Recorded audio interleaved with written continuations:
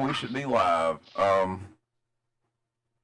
For anyone that was looking for the WrestleMania stuff, I have decided to cut it from tonight's show and tomorrow's show. I don't believe I'm the best one to do it. Once I started researching it and trying to do a deep dive in it, I just, yeah, I'm just not the guy for it. So I wanted to let anybody know that was possibly coming over from yesterday that might be looking forward to it. I'm sorry. I know it is this weekend. I hope you're enjoying it, but I would probably ruin it for you. Yeah. So anyway, but if someone talks about it, we'll talk about it to some degree, I guess, but not as much as I can. But I'm just not the person for it. I mean, a hardcore wrestling fan needs to. What in the world? I'm not sure what that was.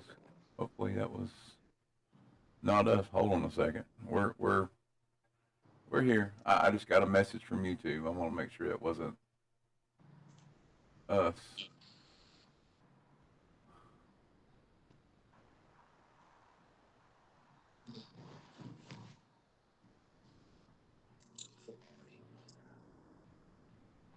And I have no idea what they are. All right, we're good. We're live. Everything's working fine. Yeah, Yeah. I see. We're live. Yeah. Yeah, I know it's. I got like two OLED messages. I had no idea what they were about. So I don't even see them on here. Okay, so I guess, and I lost my other screen. I'm a mess tonight, guys. I am. That doll's kind of creepy now that I'm looking at it. Oh, you see Especially him? considering it's looking at you. It looks like its eyes are like looking directly at you. Yeah, well, hold on a minute. I'll show you. I give a better. Where's my remote? I got a remote here somewhere. Hold on. Let's see. That's the up and down thing. Yeah. I mean, he's a pretty big doll.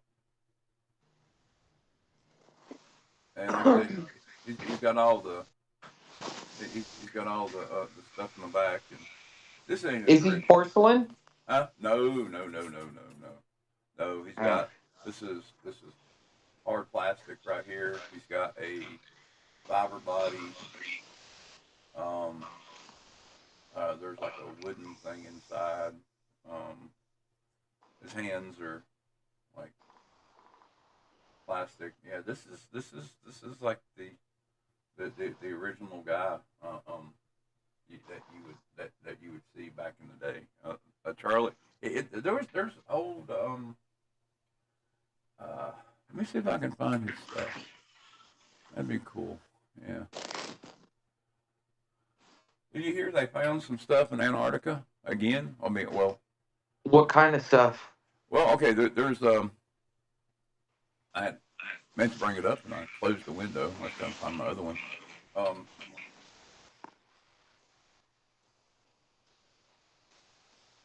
Here is Charlie McCarthy. I am going to bring him up to the window. I'll try to. I don't know if I can. I can't screen grab. Hold on a second. Well, anyway, um, apparently they were doing this a study. They were trying to study the ice shelf and whatnot there, and well, they sent a rover down, and it was taking pictures, and it discovered stuff. They said that one that looked like steps in a teardrop,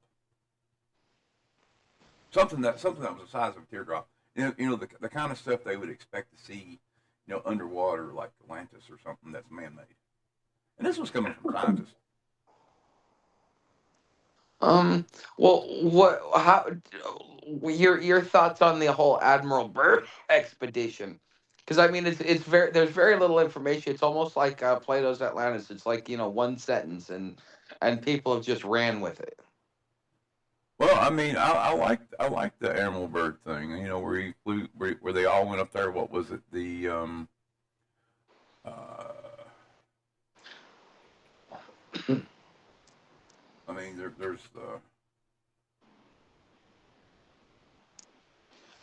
But his diary's supposed to be classified, isn't it? No, not all of it. No. Let's see. I'm pulling up the things. He was born in Winchester, Virginia. He was he's a descendant of the first families of Virginia. Well, so am I. All right, there we go with that. I didn't know that though.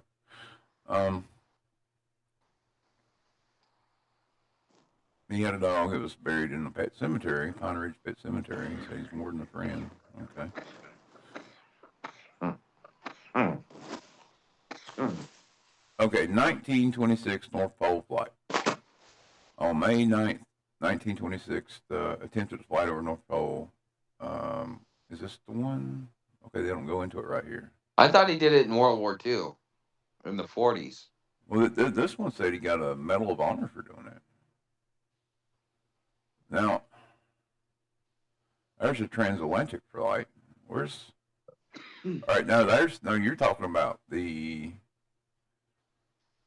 Because this is kind of like where like Journey to the Center of the Earth got its inspiration, isn't it? Because he flies over.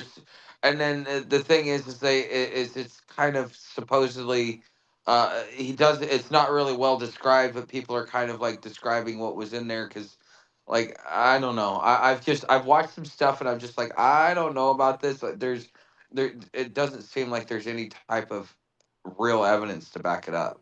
I'm not saying there's. I don't know about that. I mean, one, I thought I was a little more well versed in Admiral Byrd than I'm finding out that I am. Of course, now the whole stuff about Admiral Byrd might be based on, what I saw on like History Channel late one night. I see, we're going to okay. Here's what's weird.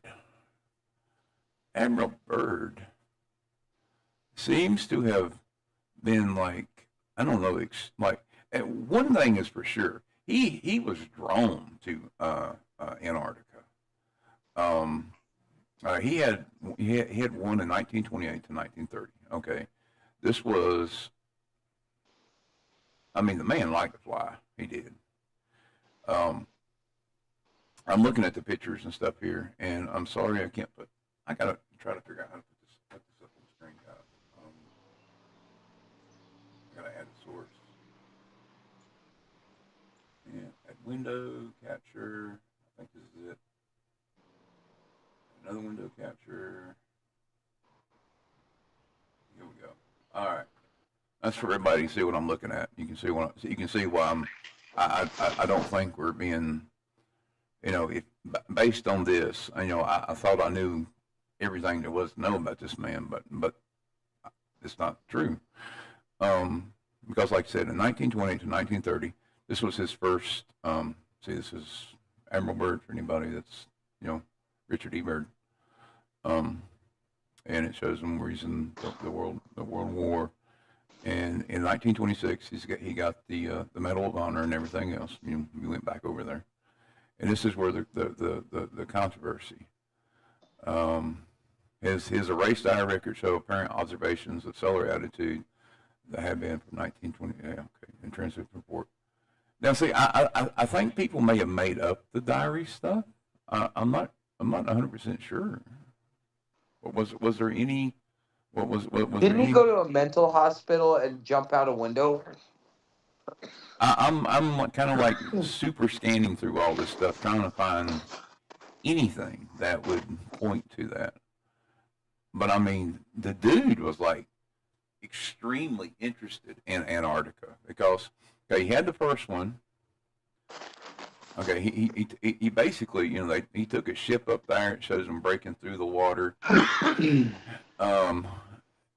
This is the first Antarctica expedition from 1928 to 1930, and then you go on down, and he goes back 3 years after the second expedition, 1933 to 1934,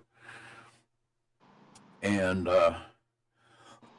they attempt to go to advanced base. Now, it said. Says advanced base, he was narrowly escaped his life and suffering carbon monoxide poison and pearly vanilla stove. It says unusual radio transmissions from bird finally begin to alarm man at base camp. So was he tripping on carbon monoxide? That's what it sounds like. And then he went back again in 1939 to 1940. And then began the World War II stuff. And then and then he come back again from 1946 to 1947, and that's the Operation High Jump stuff, where supposedly we took all of those. Yeah, the expedition was to support a large naval force designed as Task Force 68, commanded by Richard Cuisine, and they took 13 U.S. Navy support ships.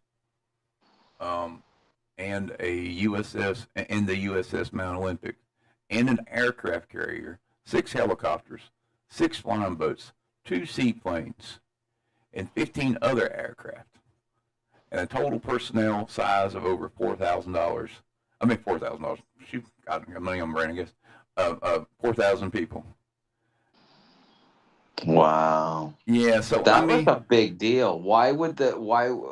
What did he convince Congress of to be able to send that big of a? That's almost an armada, isn't it? Yeah, that's a lot of money there. I mean, to pack everyone up and go up there. Now, see, originally, like in Fate magazine and stuff like that, people were saying that, the Germans or the Nazis were up there and they had a secret base, but I don't know. I mean, maybe the dude did think there was aliens up there. There was something, but according to Meyer, I've got 2 UFO stories for you. So one, according to Meyer, a lot of these UFOs, because of their vehicles, they can go into remote places that man still can't get to. There's still places on this planet that we just can't get to, Well, and that's kind of where let's add one more thing about the high jump thing here, though, because in 1948, the U.S. Navy produced a documentary about Operation High Jump, and they named it The Secret Land. Say that again. Okay, in 1948, the U.S. Navy produced a documentary, and I guess this was classified at some point, and they released it, or maybe they made it through Congress or whoever. But anyway, and it was about high jump. It was about the Operation High Jump, and they named the documentary called The Secret Land. That's probably why people, where people has the documentary ever been released? Can we see it? I'm looking. Yeah. It actually won 1948 Oscar for Best Documentary Feature. Really? Yeah. And we don't even know anything about this? That's kind of interesting that it was this high profile and it didn't make it through the test of time. No, and it seems like it was actually in like the movie theaters back then. Like, we're talking back in 1948, of course. And it says in 1948, it says the film earned $395,000 in the U.S. and Canada. It made 181,000, and it resulted in a profit of $10,000. But if you take 1948 money and convert that, if you convert the 1948 money, that's a billion-dollar film. Yeah, that's crazy. That's wild. And apparently he went back again. Yeah, he went back again in 1955 and 1956. So, I mean, if they thought this man was crazy and jumping out of windows and stuff, why did they keep letting him go back? Well, how did he pass? If you're looking at the Wikipedia, right? Yeah. I mean, what was his expiration date? It says his expiration date was in March 11th, 1957. That would have been a year after his last journey to Antarctica. And it says he died in his sleep of a heart element at age Okay. 68. So it was a different. There was a military general, or military, like, general admiral, something like that, that had jumped out a window, and he was deemed crazy when he wasn't, because he was trying to be a whistleblower. I thought that was Admiral Byrd, but I guess not.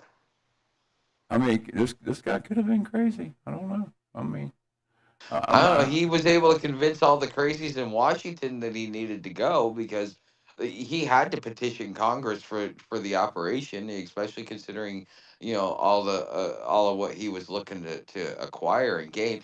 And look at how we're fighting with Russia and China over Antarctica right now. Yeah, isn't that something though? I mean, but like like I said, they this group of scientists up there, they had this. They built this special rover, and they sent it down in there, and it started pulling back all these pictures and stuff, and then the rover just disappeared.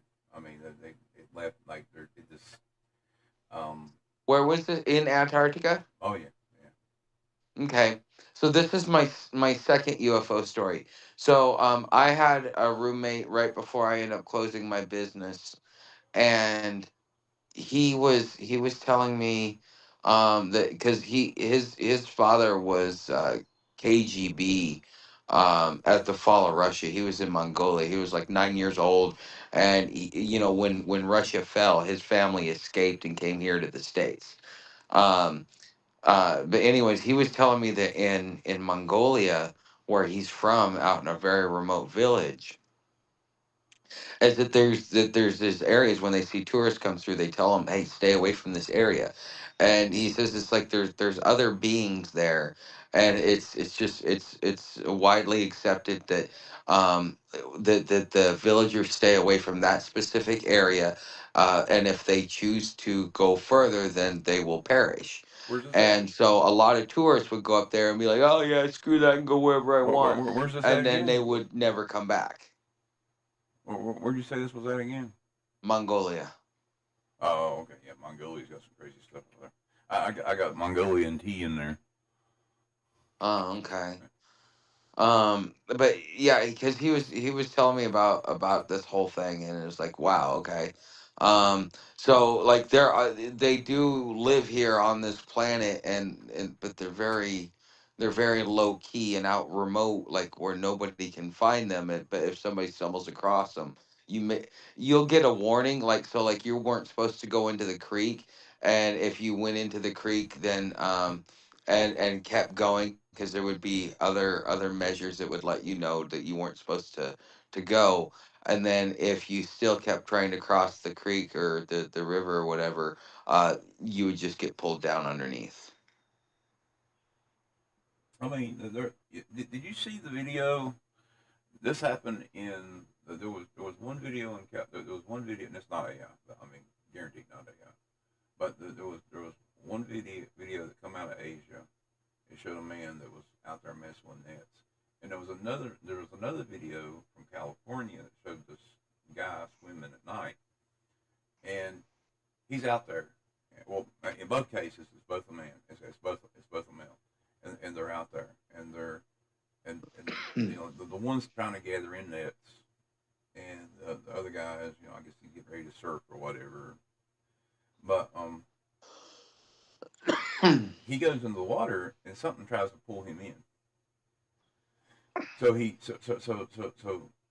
both individuals, they get out, they try to crawl back out, and this thing is pulling them back in the water, and you can see in the videos, it's dark. You see these shadow looking figures.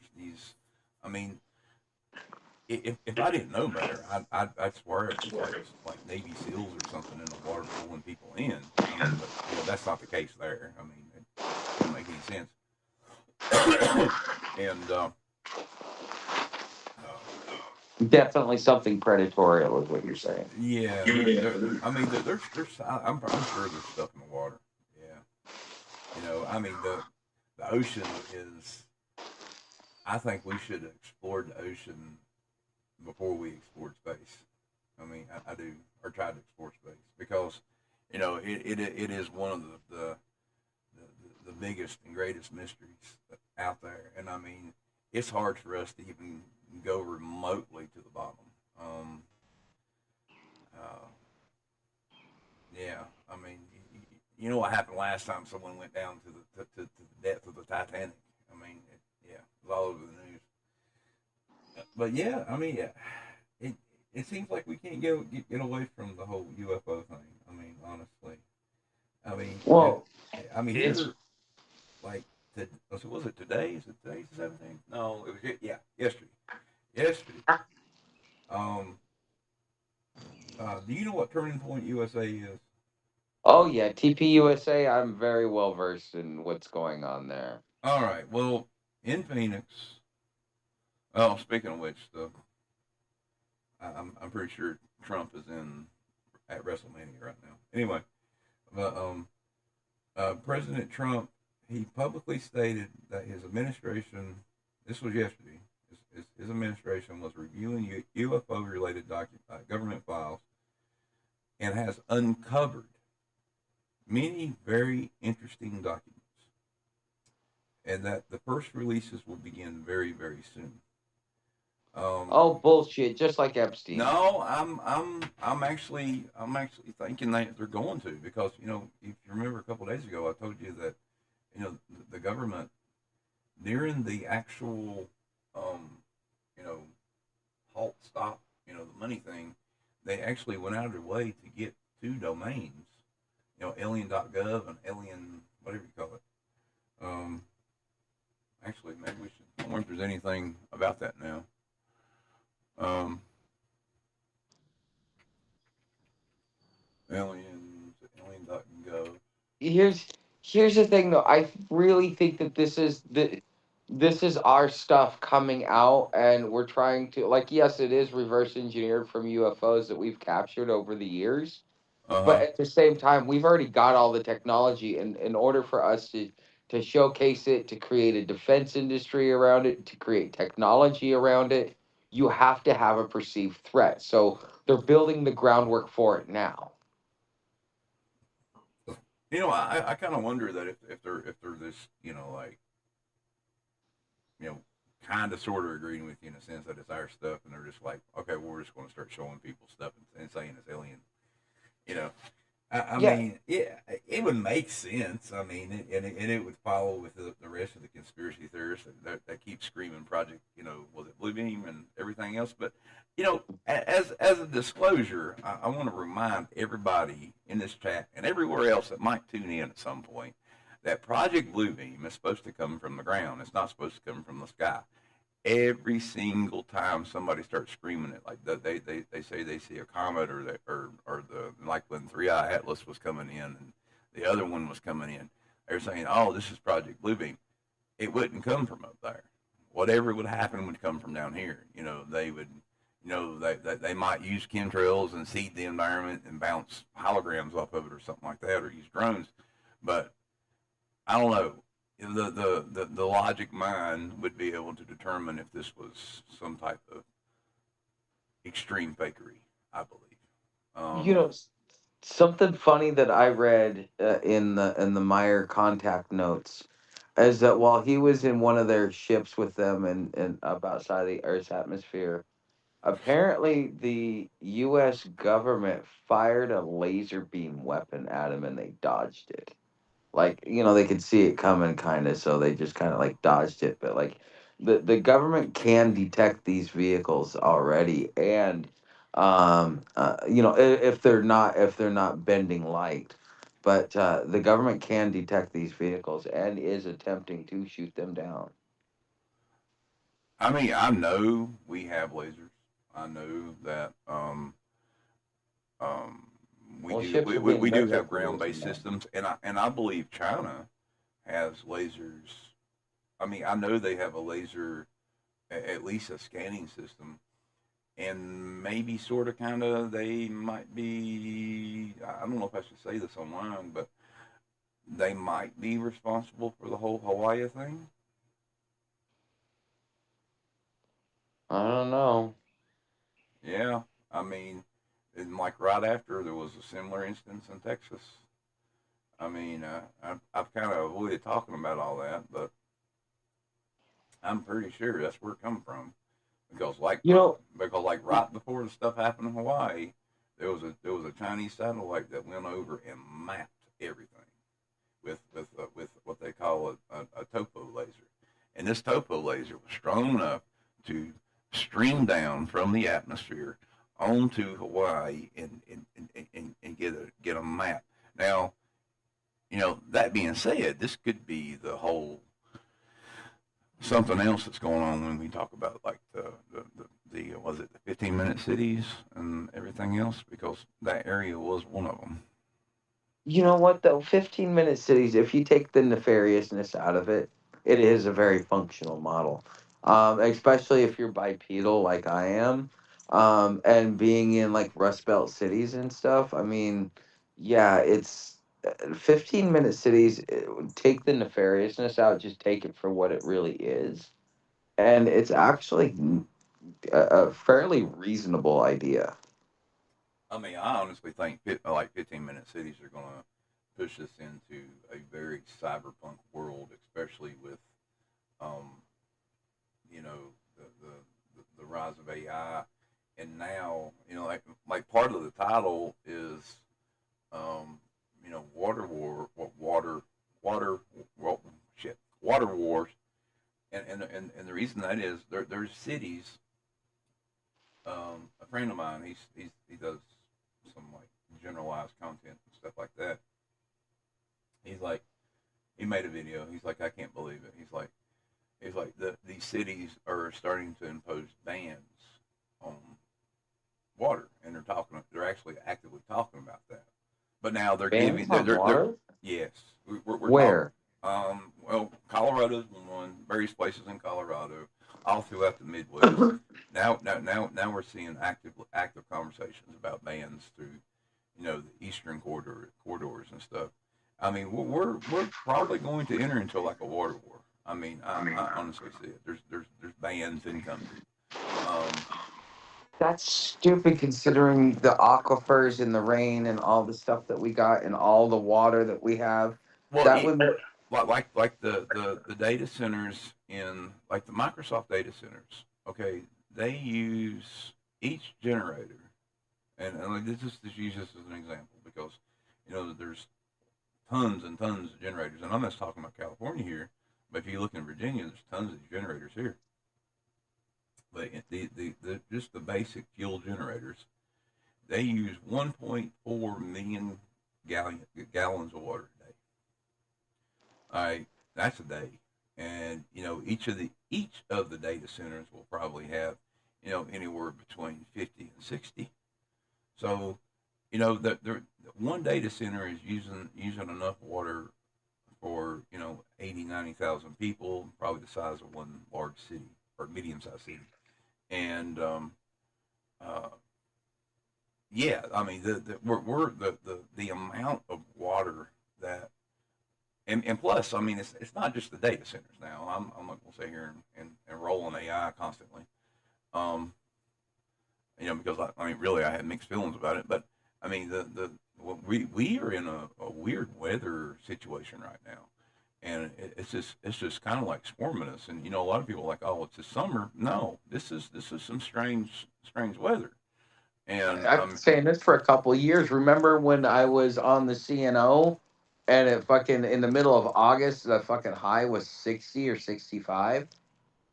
yeah, yeah. I mean, it can be cold. It can be hot. It can feel wet, but it still can be bad. You know, I mean, you might you might get a lot of rain real quick, but if you haven't gotten a lot of rain, then the earth is going to eat it up real quick, so it's not going to use it.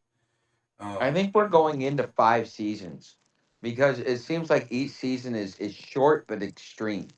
I wonder. Weather, I wonder if it has something to do with like some kind of magnetic or some kind of. I mean, because that's another thing that kind of like freaked me out. I was working on I was in here typing and working, and I got distracted, and I was trying to put some stuff together, and then I stumbled onto this research paper by the scientists, and then a news article, news article, and then a YouTube video, and apparently the Earth is starting to lose its magnetic force. The core is becoming less and less magnetic, and that is disturbing because one, the magnetic core, spins and helps us keep gravity and stuff. Two, it's what helps keep our moon in our atmosphere, and our moon controls the tides, the weathers, and the you know basically helps keep this thing from being so hot and cold. Well, we know the moon is starting to drift away. Um, we I thought it know was getting closer. no, it's starting to drift away. But see, and that's what's strange. If you look up at the moon, at certain nights, it looks like it has a red tint. Have you noticed that?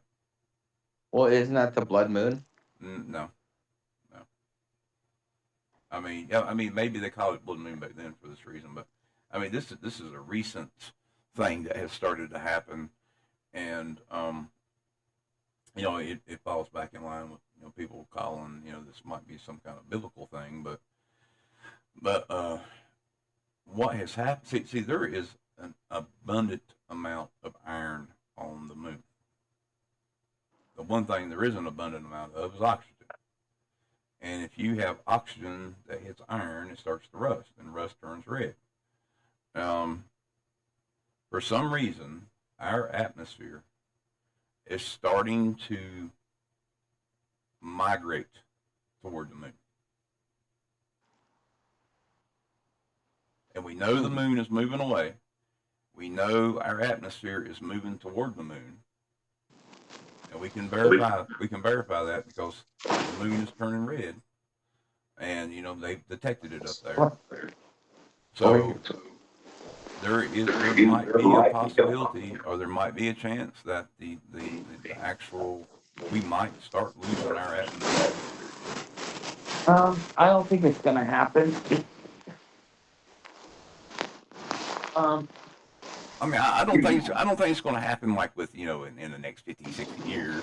I'm saying is but it's definitely another one of the you know on the apocalypse board. This is how the world ends. This is one of those other things.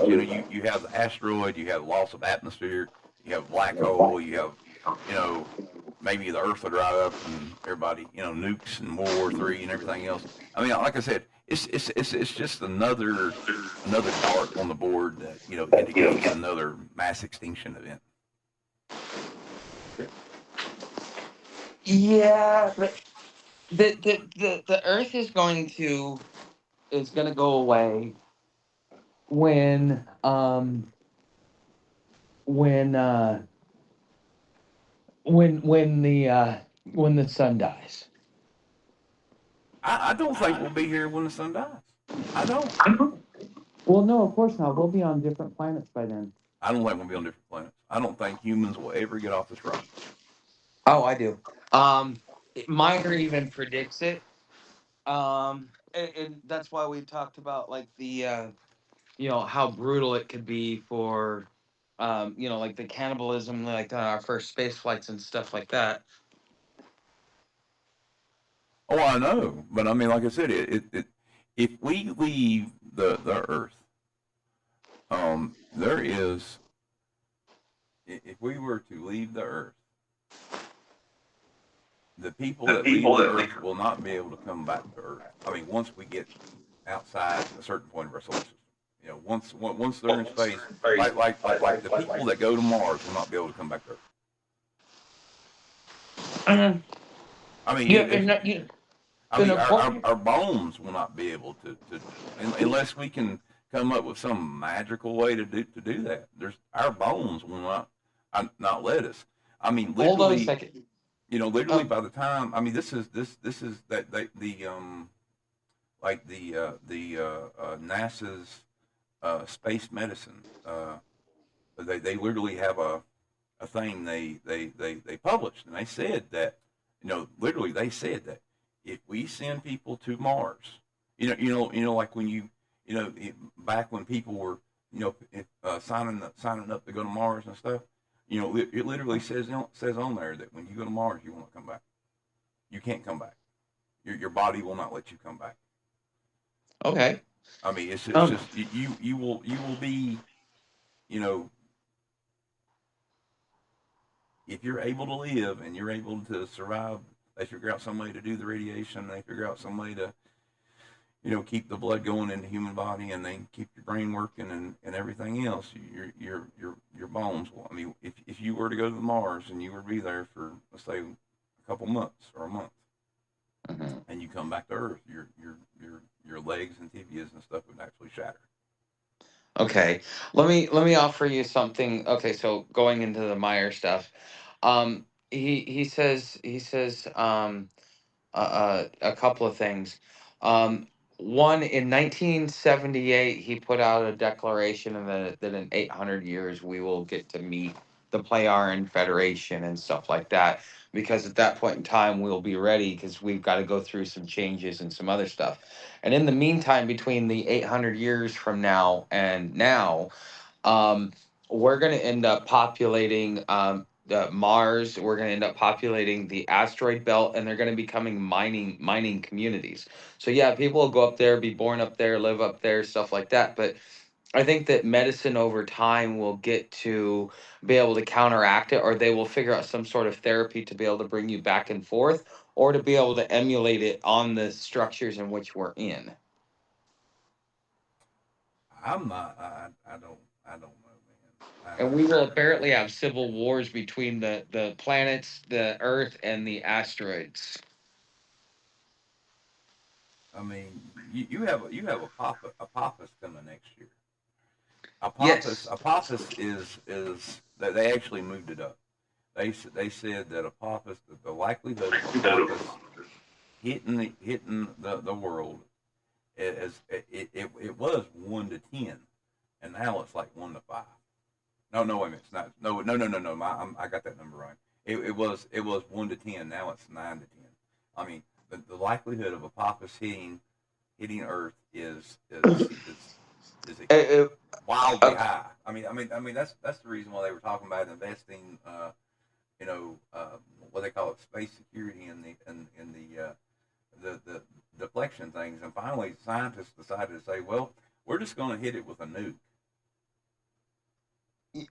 here's the thing, though. I do know a little bit about this. So Meyer warned about this like 20 years ago. It's called the Red Planet Apophis, and when it started coming into view, probably about like 6 months to a year before it actually makes a news article, he comes up and he talks about it again in his contact notes.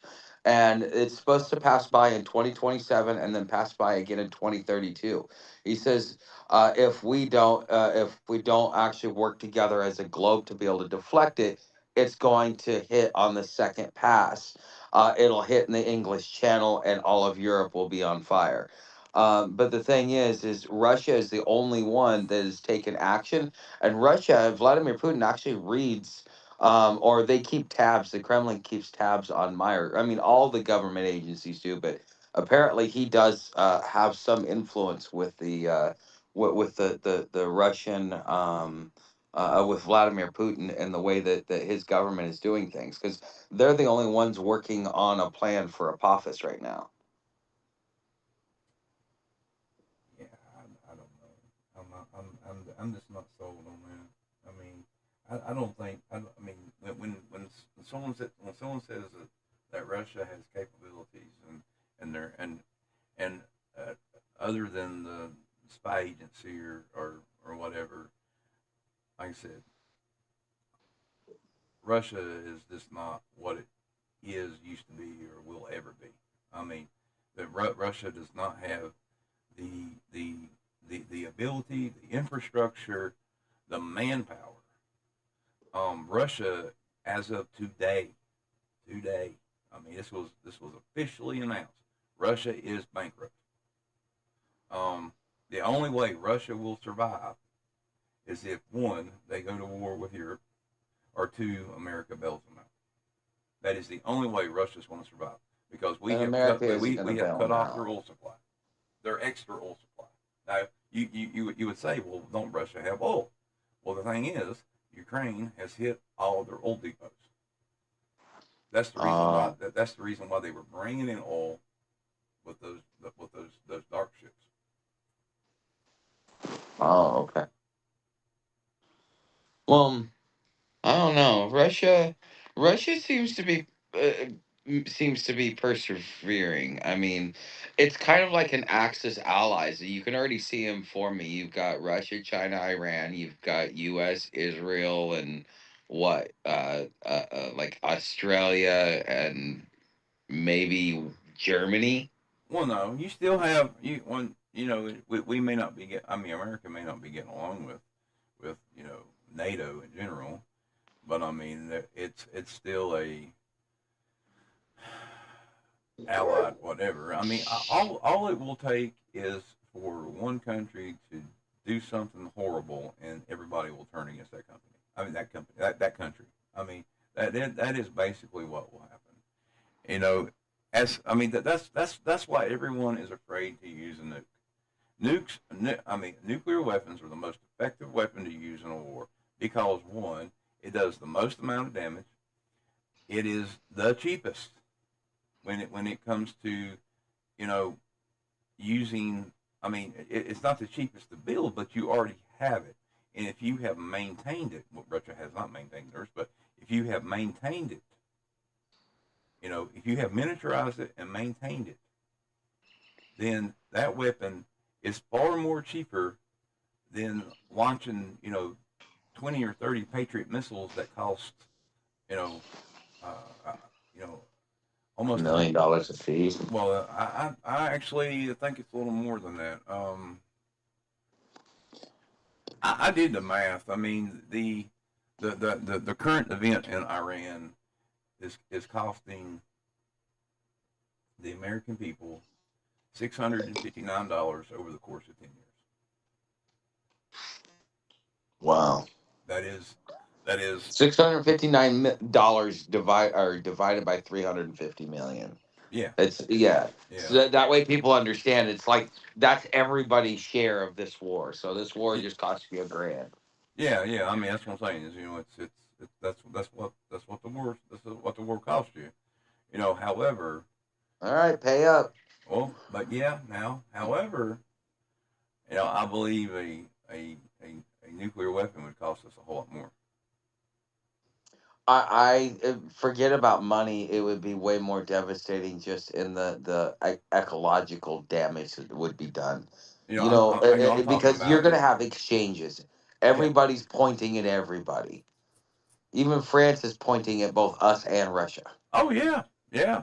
Yeah, Francis. Some, there's some hardliners when it comes to certain things, and You and know, and we they are. actually had a plan to nuke the whole world. Well, so does Russia. Now, Russia has what they call. Well, I'm not talking about their uh, doomsday switch or whatever they call it, but now we had one as well. And the Oppenheimer, yeah, Oppenheimer. He come up with the first idea. They say that Russia actually built one. Now Russia has this fortified bunker up in the mountains, and supposedly they had this gigantic nuke. And if everything happens and they actually do get invaded, they'll pop this one off and it will destroy the world. I don't think so. However, Oppenheimer supposedly made one, or was going to make one, and it was the nuke to end all nukes. His idea was that it would be so big, it would be so destructive that it wouldn't make any sense to use those in war.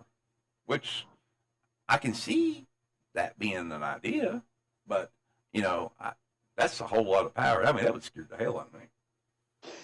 But Russia prepared for that though, because they figured that they would be the ones nuked first. And we have now moved from a nuclear deterrent to nuclear offense now.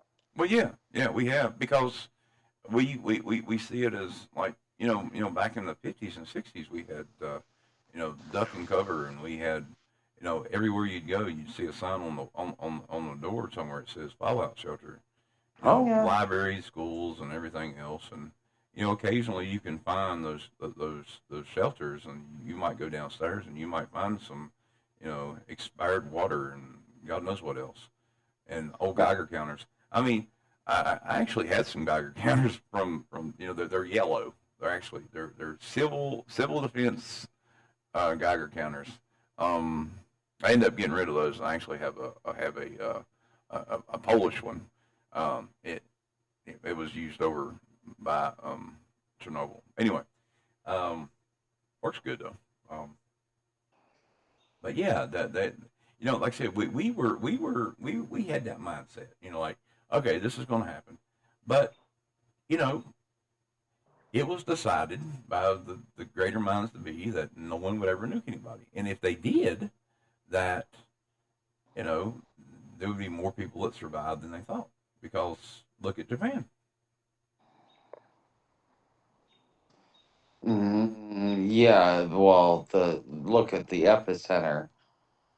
Oh, I know. I mean, They have I mean, but there, but there's damage that happened. oh, yeah, sure, there's damage that happened to the people. But in America, the rich and powerful still have the bunkers. We don't. Yeah. That's the whole thing. As long as as long as the people who control the buttons and control, you know, an army underground, they'll be fine. And if you you know do that to America, then America's going to do that back to you, and it's going to be a whole lot worse. And you might be underground too, but it's not going to benefit anybody. But then there are super weapons that are worse than what you're talking about. There's one called Black Rain, and there's another one called and No I snitching. and No I'm snitching. and it's extremely scary. Stop. Um, Stop. Black Rain is a cobalt nuclear weapon.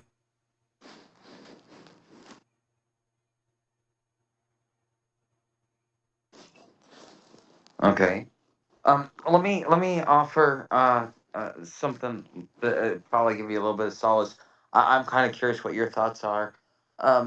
In Meyer's writings about how we're gonna have this nuclear exchange, one of the things he says that just kind of makes me chuckle is that all these rich people think that they can come out a year later and everything will be fine, but as soon as they open those vaults, they'll burn just like the rest of us. Well, I mean, I honestly don't think we'll have a nuclear war. I don't. I don't think we'll have. I mean, you hear me talk about it. I mean, it's and other people talk about it and everything else. And like I said, it is the most cheap and effective uh, deterrent or weapon to use. But you know, it's still being operated by humans, even crazy ones. I don't think that we will actually see a large, full-scale nuclear war, and either that is due to you know these people who actually couldn't do it, make it happen, actually do have a sense of being for their fellow man, or two, they do have some you know maybe religion in the back of their mind where I would. I mean, if God did exist, I wouldn't want to be the one to actually nuke everybody. I mean, Vladimir Putin's already threatened Berlin a couple of times when they're trying to do arms shipments to yeah, Ukraine. but it doesn't matter about like limited scales. You might pop Berlin, you might pop Italy, or you might pop France, or the Vatican, or whatever, or you might do Washington. But the grander scheme of things, I don't think they'll do everybody. I, No, what'll happen is Russia will launch. The United States will launch a countermeasure. Russia will launch a countermeasure. China will launch a countermeasure. Other nuclear powers will fucking join in. Next thing you know, the whole northern hemisphere is completely fucked. and Africa will be okay. No, No, no, I'm no. just I will for a little while. They will be until it drifts over. Well, it's more the well the so there was a question asked of Meyer why he was born in Switzerland, and apparently historically the northern hemisphere has been much more peaceful than the southern hemisphere, and so that was part of the reason why he was born where he was. So, I mean, the southern hemisphere has its own problems. They're very, I mean, look at what's going on in Africa. Like, there's at least what, three or four civil wars going on right now. You know, genocides even. You know, look at what's going on in South America and stuff like that with the cartels and how they're taking over and running everything. Oh, you know, So there's it's no safe place. I don't think there is a safe place. I mean, No, I'm this is sorry, one of Chad. those. Yeah. I didn't even see you guys, doing messages and everything else. I had that up, and they're asking us if we ever heard any some of these stories, and some of them, yes, we have, and I will eventually go over them at some point. I should have warned everybody. Tonight's going to be a 2 hour show. We're an hour in right now, and approaching our first break. And well, we're gonna like I said, we're gonna run for 2 hours. After 2 hours, I'm gonna go over to Twitch and play Fallout, because for some reason I cannot share from here to from YouTube to Twitch at the moment, and I'm still working on that. So I got to go over there and get my numbers up. If I don't, Twitch is gonna hang me. Um, I'm kind of curious how Twitch monetization works. It sounds really weird that you can make so much, but you got to spend a lot of time on there doing that. They pay you by the hour, by the view, no, by the what. they pay you by the you got to spend 4 hours on there. You got to you got to spend at least 4 hours on there. Uh huh. You got to have so many watch hours, and you have to have at least 25 subs. Okay. So here on YouTube, we like yeah you got what was it 1,500 or 3,000 that you were minimal. You got to have no 4,000 watch hours, 1,000 subscribers. Okay, yeah. I think it's like 11 million views on your fucking shorts. Yeah, shorts this wild to me. I don't know. Yeah, but they open it up to where now if you have 500 subscribers, you at least get part of the monetization for like the super chats and the memberships and stuff. Mm-hmm. I mean, I wish I could separate parts of the channel with. I don't know. I still work on that. I mean, because now when you go to like create a video and you there's like 6 or 7 options now. That's weird. I mean, well, let's see. Well, Let's see. There's okay, there's that and that, and but that ain't what I was talking about. There's from inside creator or my YouTube studio. You go to YouTube studio, you hit create, yeah, and then you see 1, 2, 3, 4, 5, 6. Yeah, there's 6 things. What the heck's a new course? a new course. What do you mean? Is it A in? course is a type of playlist. Create a course and add an exit. So I guess you're creating a course for your You can subscribers. create a course on YouTube. Yes. That's new. Yeah, that's what I'm saying. There's all kind of new stuff. And then Well, hold then on. you can go over here and That's super you exciting. can ask Studio, and you have a thing where you can actually you can actually chat with creator support now. Well, yeah, you've been able to do that at least since I've been doing it. So they have something at least on the mobile. It's called Player for Education. I don't understand. It's telling me I don't know. It's giving me my I don't know, but partners shopping. Let's see, affiliates, products. You know they have like a new affiliate thing, and it pays so much more than what you would call it, but than Amazon. But stuff is way more expensive. Connect your store, contact support, create a collection. Create now opportunities to Yeah, share but I your mean, some of favorite that stuff you just products. feel like you're you're scamming your subscribers, and I have never liked doing that. I have never liked promoting stuff to my subscribers that I don't use or anything like that. I mean, I would Well, never do that. well, yeah, I did the REI thing because like that's where I went and bought my what you call it. That's where I went and bought my uh, my water filters. And you got to buy them as a 2 pack now. They don't let you buy them singly anymore. And they're pushing Sawyer out of most stores.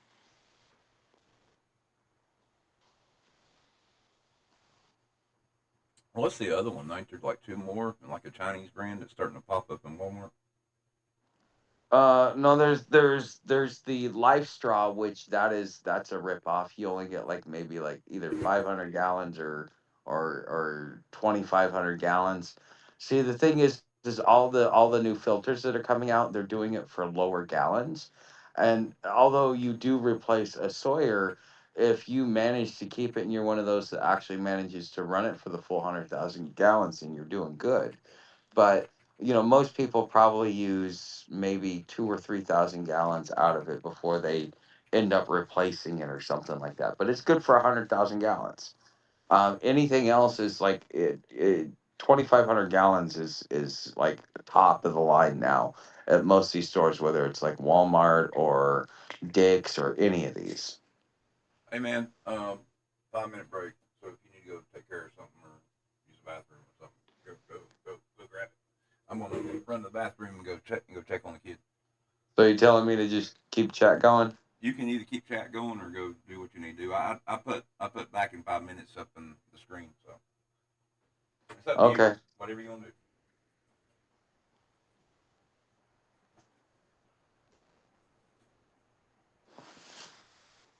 I see dead people.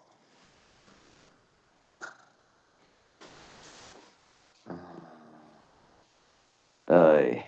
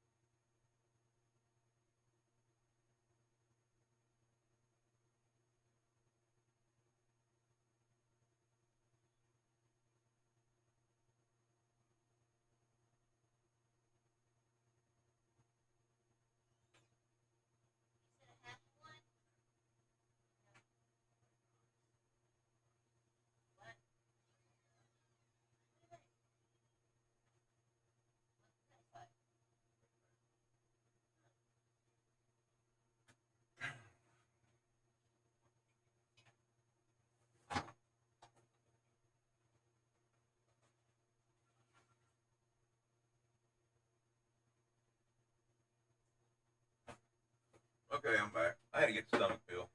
I don't know. Yeah, no worries. Sam's chasing tree fairies and trolls. You ever I heard the swear. story of fairies? No. Well, uh, fairies are of course you got the older idea of fairies, and it is. You ever out in the woods and you see like a circle of stones? Um. Okay. Well, those are Like called, a huh? like a campfire circle of stones. Yeah, but something you can't really explain. Like Huh. or maybe you think it's a campfire, but there was no fire there, or it just seems out of place. Like going out in the woods and seeing something like a set of steps and no house. Ever seen that? Um. Possibly. I just don't remember it offhand. Well, um, all over Ireland, Scotland, and the United States, there's these. You'll see these things they call fairy rings, and they're basically stone rings, or they're some type of plant or mushrooms or whatever, and these are supposed to be portals to the fairy realm. So whenever anybody talks about that, it just pops up in my head when they say they're chasing fairies or whatever. But No. fairies No. are not good creatures, man. They literally come from the fairy realm and they go in and they steal children and replace them with doppelgangers and take them back to the fairy realm. Isn't that what changelings are? Oh yes, yes, yes. Yeah. That's where that whole mess come from. And I think that was more like postpartum depression. oh, I do too. I mean, but I mean, uh,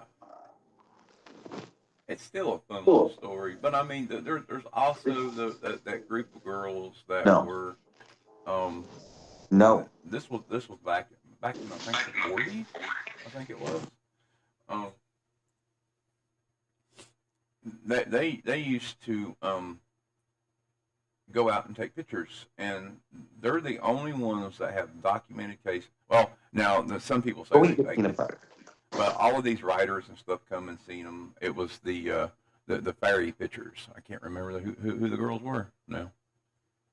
Uh huh. Oh, I'm listening, but Sam's just shit. Oh, you're fine, dude. You're fine. Like I said, it was 1917 when it happened. And Sir Arthur Conan Doyle was out there. It appeared in the Christmas 1920, the Strand magazine. Um,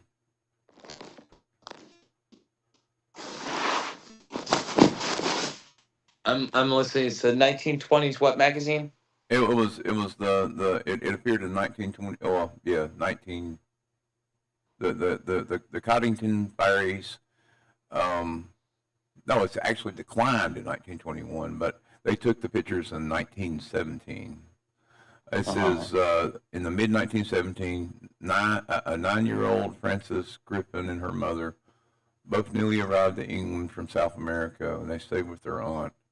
Anyway, her father, who had set up a dark room, so I mean, they had to have had a little bit of money because I mean that wasn't, you know, and unless photography was cheap back then, I don't know about all that, but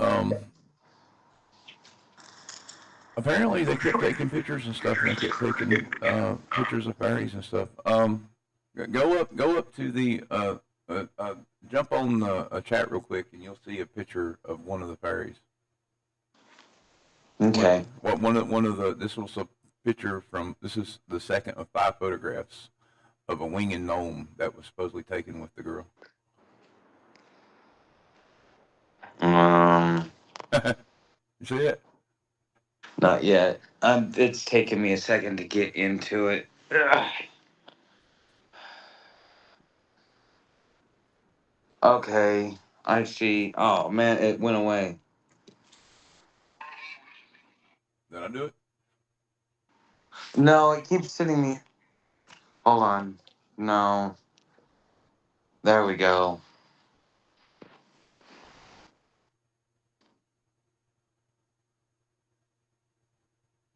Wow. Okay, that's kind of creepy. Yeah. Now this is not the only one. It's let's see. There's another one. You see that? You see that one?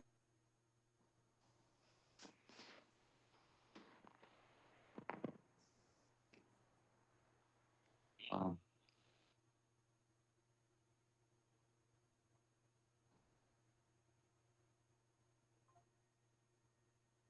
okay, that's definitely strange. And let's see.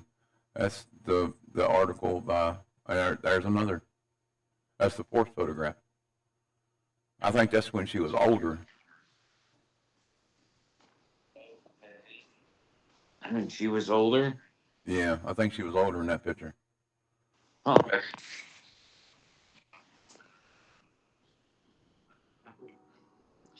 Wow, that's I didn't think that they really exist. I always just thought they were fairy tales. I mean, no pun intended.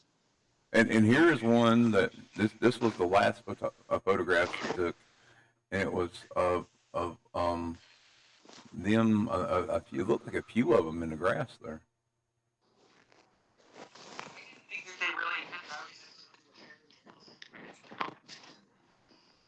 Um, there's a delay, so it takes me a second. That's fine.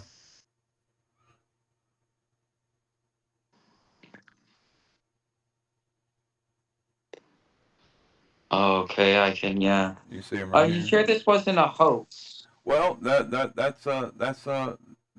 See, that's the thing. They were talking about. Um, there's numerous. See, there's a lot of people that think they're hoaxes, and there's some people who don't think they're hoaxes because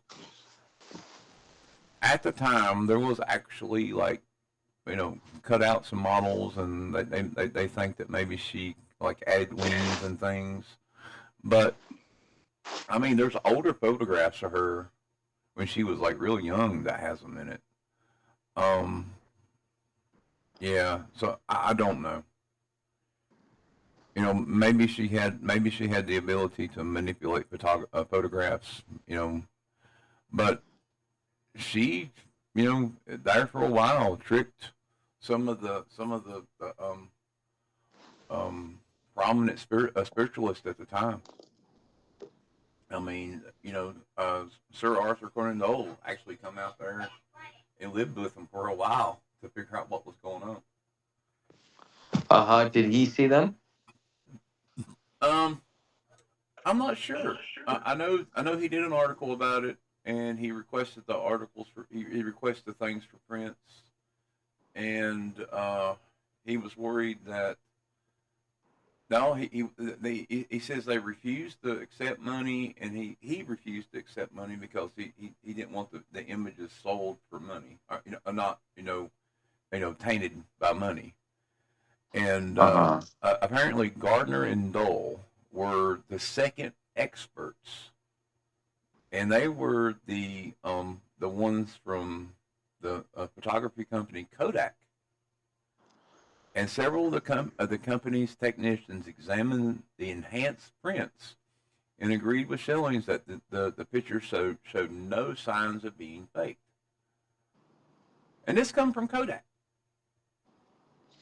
Yeah, I mean, if I don't know, I'll give them credence because if I were to deny them, that means I'd have to deny Billy Meyer too, and it's just like I know that there are certain circumstances where you do catch real stuff.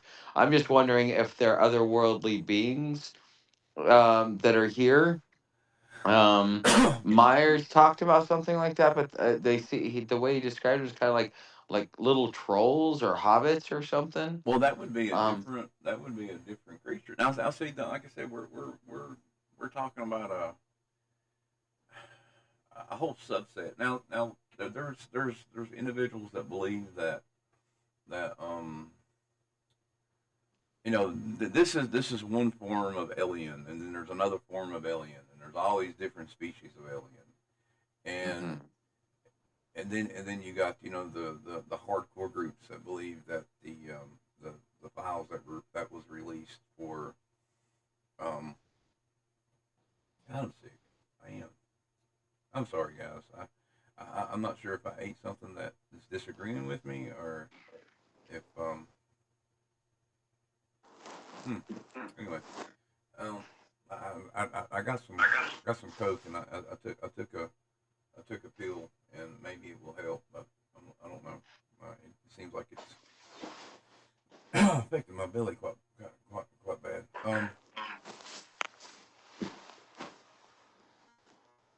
I lost my train of thought. But anyway, the different aliens, the different species. I know you've had to heard of all the different species of aliens. I mean, there's like supposed to be like 500 different species, and there's like this book that's floating out there that lists them all. Um, Like the Aryans and like, yeah, I think you just mentioned one that Myers was talking about. yeah, there. I do know that there are some that are not that they're humanoid, but they don't look like us. In the sense like yeah, because he's talked about like okay, so consciousness and thoughts play such a big part. He has this weird phenomenon where things just mysteriously materialize out of thin air and then just drop, and a lot of what he gets is like weird coins and stuff like that, and there's been witnesses that have seen this.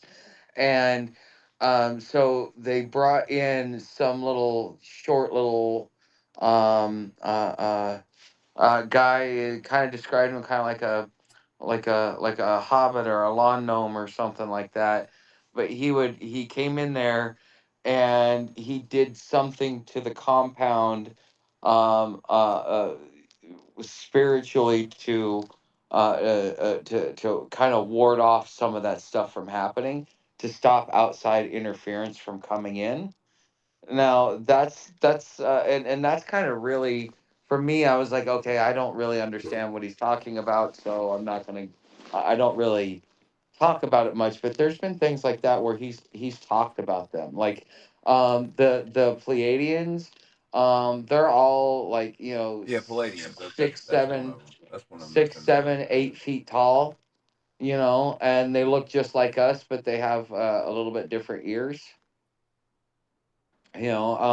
There's Now supposedly I supposed to be remember 27. I remember there's a I don't know what country they claim to be in, but there's a this was back before AI, so I mean, like I said, I'm basing a lot of this on what I remember, and I know the pictures are out there, and there's a video too. It shows Mhm. these extremely tall women, and they're walking down this corridor, and like I mean, they're dressed to the nine and everything else, and people are calling them Palladians. There was girls that were on like one of these game show hosts. So like when Meyer first started doing his thing, he let people come from all over the world to see his pictures. And so apparently some of his pictures got switched out because a lot of the intelligence agencies were coming in there because of just like how his story was going. So I know that there's a picture of three blonde or one tall blonde lady, and they're saying that she is Sam Yaze, but it's not. It's some game show host. Because when he looked at it, he's like, yeah, no, that's not her. And so yeah, they found out that that's how they started realizing that some of the pictures were getting switched out. But who was it that was supposedly the one that sent the radio broadcast that was on like the late night news? Art Bell.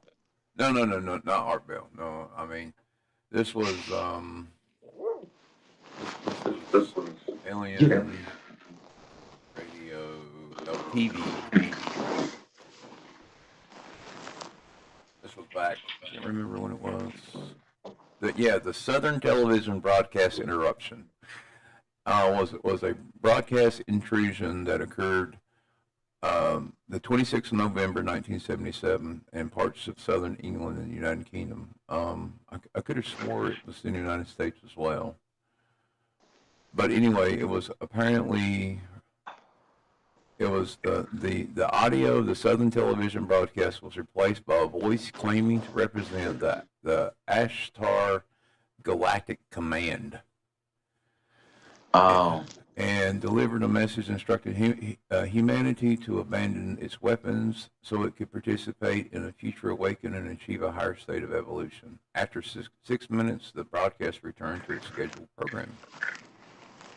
I wouldn't be surprised if that's part of what Billy Myers' crew is doing, because, like I've said in private, I think that there's tactical stuff that's going on more than just their contacts with him. Even they admit, and they won't even tell him because it's all compartmentalized, which is what militaries do. It's also what bureaucracies do.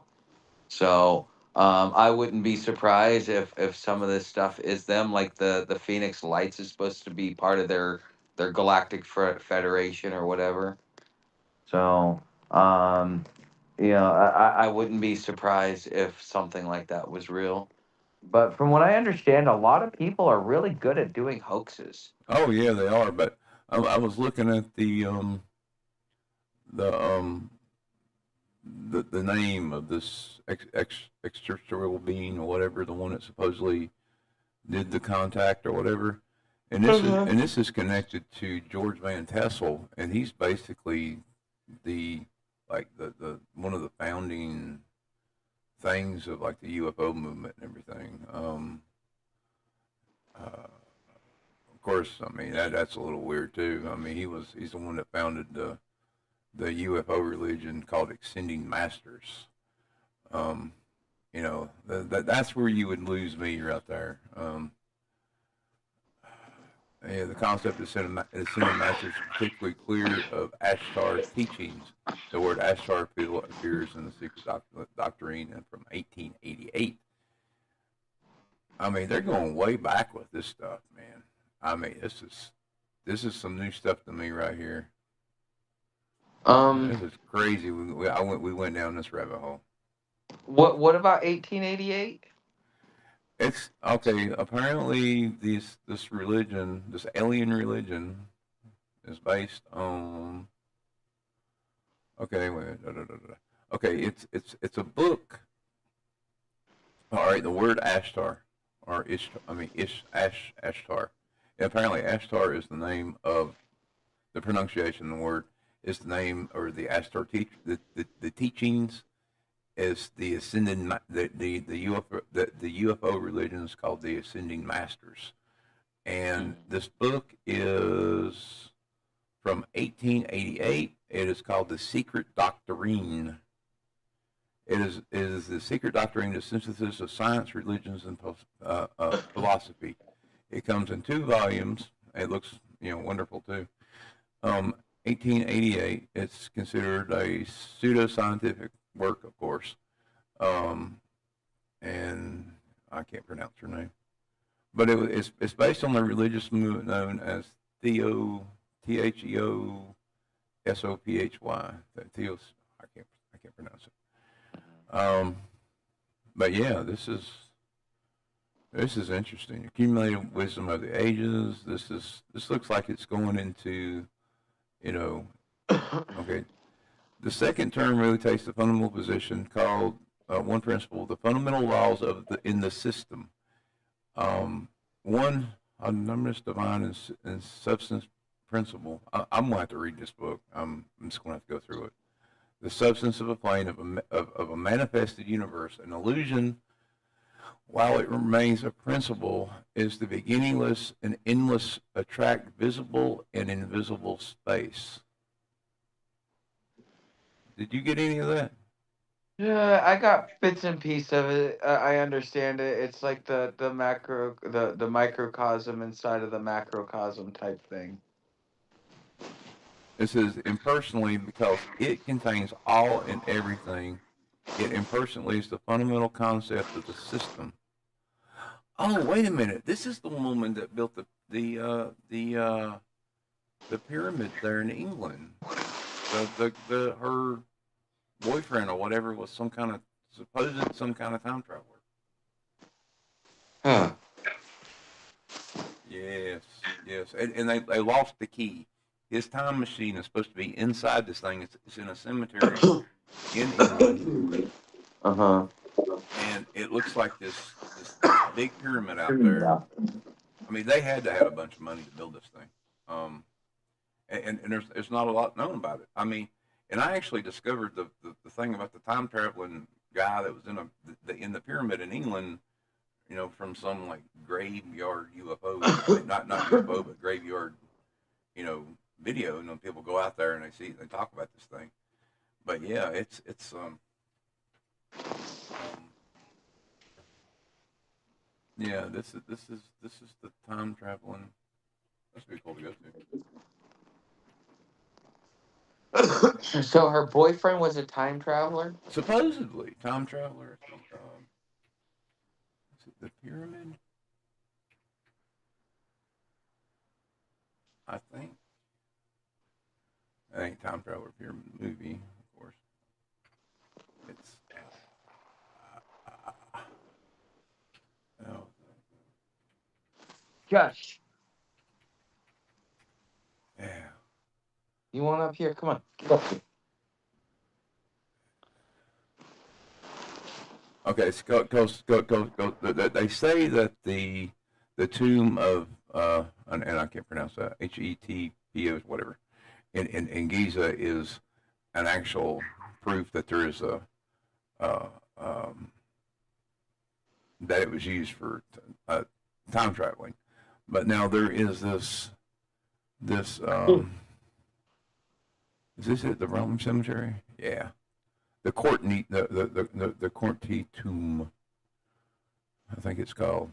Yeah, you can see an image of it up if you go look at it. Yeah. And it's got this weird copper door. Um, it's got all these weird writings in it. But apparently the family had lost the key, and nobody can get in it. They Got lost the key and nobody can get in it. yeah, yeah. This is there's some weird stuff in that cemetery. It's like one of the largest ones out there. Huh. I'm looking at it right now. Kind of what you got up here. Oh wow. Yeah, There's a time traveling ship in there. they're supposed to be. There's supposed to be like some kind of time traveling machine in there. There's a whole wild story about it. And this guy was supposedly done stuff for America, and he done like helped the war effort back then. And I mean, it's a wild story. It is. It really is. Um, Samantha. I don't think I have the fortitude to go into it right now, though. Yeah. Come on, get up here. Come on. What you doing? I'm doing everything I can to keep from getting sick on stream right now. Oh, because your stomach. Yeah, like I said, I think I ate something weird or drunk something Well, you weird. want to cut it short? Yeah, yeah, guys, I'm sorry. I got to cut it short. I had, yeah, I don't want y'all to hear that. I'll have to run to the bathroom. Okay. All right, Well, same time, same station, same tomorrow. all right. I'll see you tomorrow. All right, man. Be good. Bye. Sleep tight. I will do. Hey, everybody. Sorry. Like I said, my belly's messed up. I'm not sure what's going on with it. Stay paranoid. We'll finish up where we left off.